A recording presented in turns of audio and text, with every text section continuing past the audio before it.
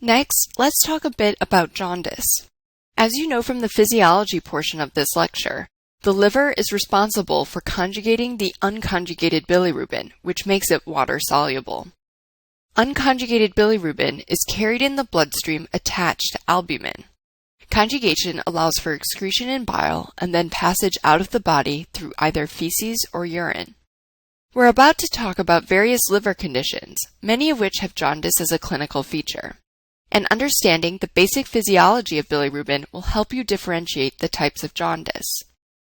Jaundice presents as a yellow coloring of the sclera, which you can see here, or yellow coloring of the skin. This happens when it has a concentration of greater than 2.5 mg per deciliter in the blood. We can think about jaundice in terms of unconjugated and conjugated bilirubin. Hepatocellular jaundice involves high levels of both conjugated and unconjugated bilirubin.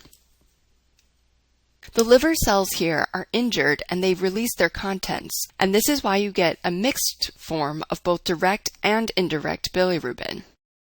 The conjugated bilirubin passes through the bloodstream into the urine, so the urine bilirubin is also high, and some passes out through the bile, giving normal urine urobilinogen, unless there is great damage, in which case this pathway is reduced. This is what you would see in hepatitis and cirrhosis. Obstructive jaundice, on the other hand, you can associate with the typical examples of gallstones or pancreatic cancer. Obstructive jaundice is a form of conjugated hyperbilirubinemia. The liver is conjugating always as it usually does, but the pathway out through the biliary system is blocked. The conjugated bilirubin is forced out of the hepatocytes and backed up into the bloodstream, and it passes hematogenously to the urine. The urine urobilinogen is reduced because there is no bile passing into the gut, and so the bacteria that convert the bilirubin to urobilinogen aren't able to do their job. Finally, hemolytic jaundice is primarily an unconjugated hyperbilirubinemia, which you can see here. In a patient with an otherwise healthy liver, conjugation does continue, but there is not enough conjugation to keep up with the high levels of unconjugated bilirubin that are present in the bloodstream following hemolysis. The unconjugated bilirubin is attached to albumin, so it does not pass into the urine, and the normal amount of conjugated bilirubin does pass through the biliary system into the gut, where it can be converted to urobilinogen and eventually reach the urine. Okay, let's go on to jaundice in neonates. This is a very large topic, most of which will not be tested until step 2. So here we will just mention the physiologic or normal form of neonatal jaundice. When neonates are born, the enzyme UDP glucuronal transferase has not yet fully matured. Because the neonates are lacking this essential enzyme, there is no way to conjugate bilirubin, and an unconjugated hyperbilirubinemia develops. The visible result of high bilirubin levels, as you know, is jaundice. The major concern when this occurs is preventing kernicterus, which is irreversible brain damage. Specifically, bilirubin passes through the immature blood-brain barrier and deposits in the basal ganglia and hippocampus. The treatment for hyperbilirubinemia is phototherapy, which must be performed in order to avoid kernicterus. The phototherapy converts unconjugated bilirubin to a water-soluble form so it can be excreted. Okay, now let's talk about a number of inherited forms of hyperbilirubinemia. It's easiest to think of this by the process of bilirubin uptake, conjugation, and transport. The first is Gilbert syndrome, which has no clinical consequences. As you can see in this diagram of a hepatocyte, Gilbert syndrome is caused by an error either in the uptake of bilirubin from the hepatic sinusoid into the hepatocyte itself, or a mildly decreased function of the UDP glucuronal transferase enzyme. In situations of fasting or stress, an unconjugated hyperbilirubinemia may develop without any overt hemolysis. Kigler-Najjar type 1, like Gilbert, involve the same UDP glucuronol transferase enzyme, except in type 1 Keegler-Najar, the enzyme is completely absent. In this situation, bilirubin cannot be conjugated whatsoever, and this is fatal. The disease presents early in life, and jaundice and kernicterus develop. The type 2 form of the disease is less severe and can be treated with a phenobarbital, which increases liver enzyme synthesis. So we've discussed Gilbert, which can be a problem with uptake, and Keegler-Najar, which is an error in conjugation. Next, let's discuss Dubin-Johnson and Roeder syndrome. There are specific transporters that pump conjugated bilirubin from the hepatocyte into the bilirubin canaliculi, and when these are genetically altered, a conjugated hyperbilirubinemia develops. Dubin-Johnson is a congenital conjugated hyperbilirubinemia. It's relatively benign, with the interesting finding of a liver that is grossly black appearing. This is a key finding on the boards, and it should make you think of Dubin-Johnson. Roeder syndrome is even milder, but it does not have a black liver.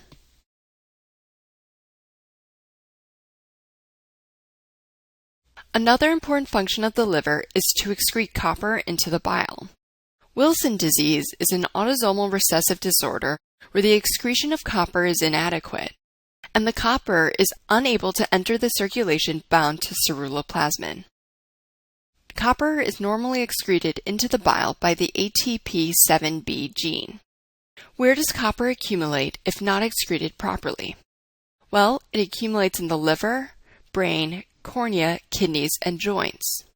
There are a variety of clinical manifestations due to the buildup of copper, and they're organized here by the simple mnemonic, copper is hella bad.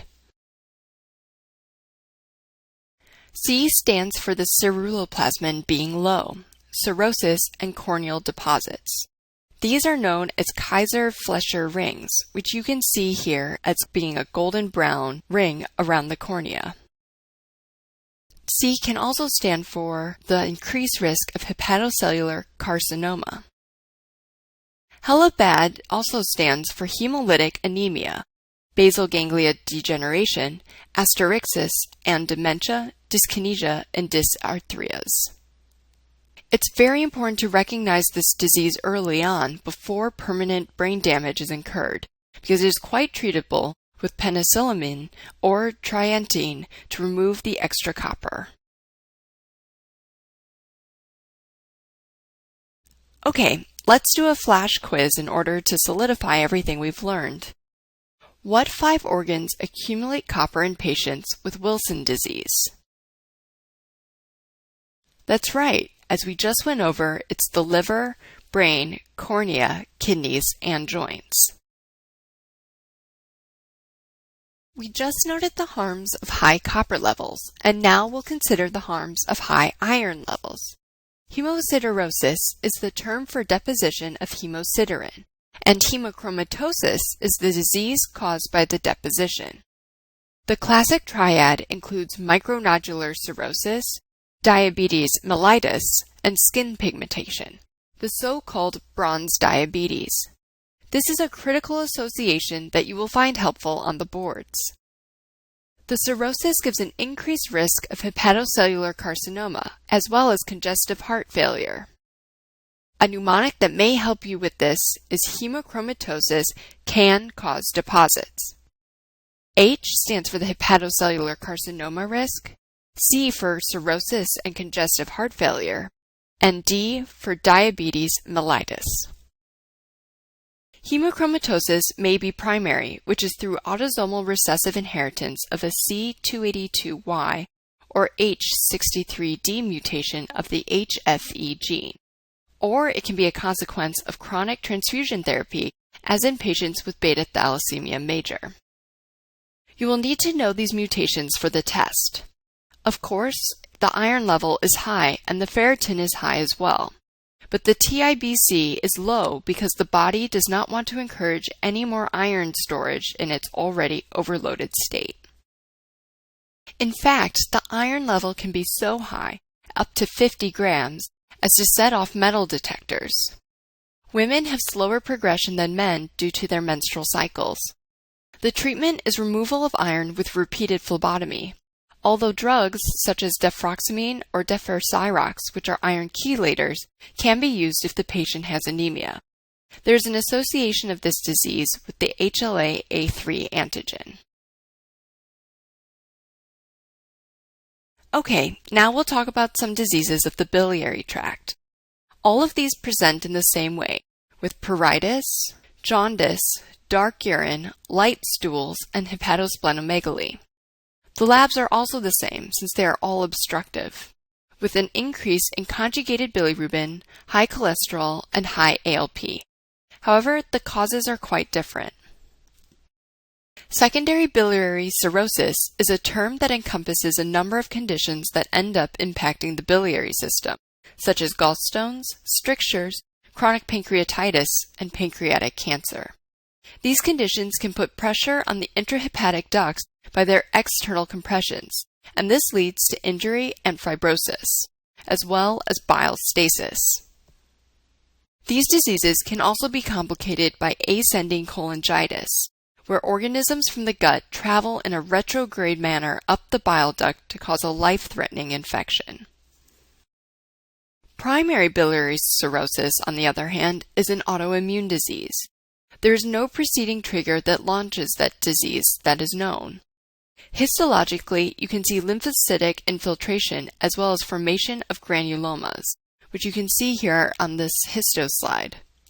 The test of choice for PBC is the anti-mitochondrial antibody. Because there is an autoimmune etiology, the disease can occur with other autoimmune conditions, such as CREST, rheumatoid arthritis, or celiac disease. Lastly is primary sclerosing cholangitis, the etiology of which is unknown. Histology will show an onion skin fibrosis in the bile duct, and ERCP demonstrates alternating strictures and dilation that can cause a beating pattern along the bile ducts, which you can see here. Hypergammaglobulinemia is present, and there is an association with ulcerative colitis. In fact, it's fairly unlikely that you would see a question about this disease outside the context of ulcerative colitis. So this is really important to know. Even though most people with UC are female, those that are most prone to primary sclerosing cholangitis are males with ulcerative colitis. Primary sclerosing cholangitis can lead to secondary biliary cirrhosis, or cholangiocarcinoma. Okay, now let's talk about gallstones. There are different causes and different types of stones. Some are caused by increased cholesterol, increased bilirubin, decreased bile salts, and simply gallbladder stasis can all cause gallbladder stones. The two types are cholesterol and pigment. Cholesterol stones are much more common, about 80% of all stones. They are generally radiolucent, although 10 to 20% are opaque due to calcifications. Risk factors for developing cholesterol gallstones include obesity, Crohn's disease, cystic fibrosis, use of clofibrate or estrogens, multiparity, rapid weight loss, and also Native American heritage.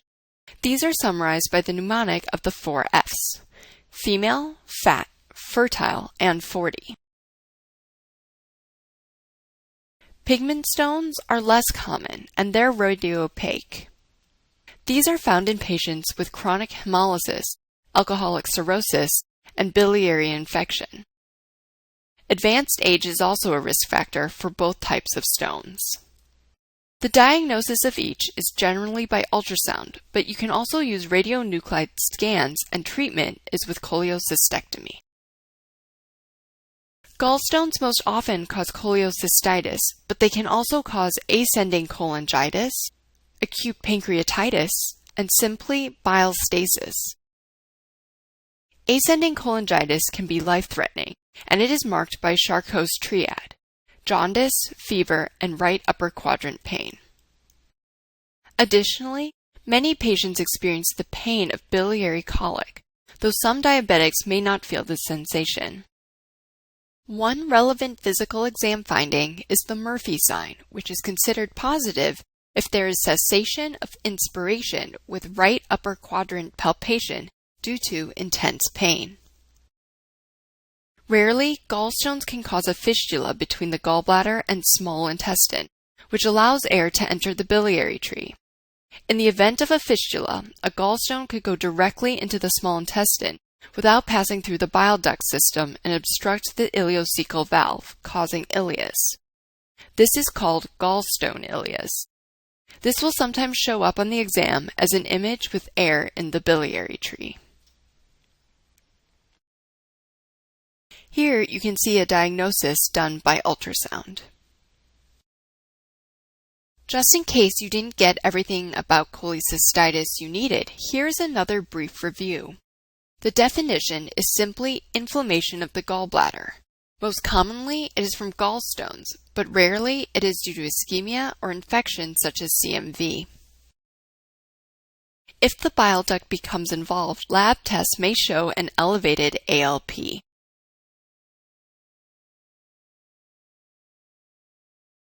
Let's do a quick flash quiz in order to make sure we got all of that. Gallstones can cause what 4 major complications? The 4 important ones to know are ascending cholangitis, acute pancreatitis, bile stasis, and cholecystitis.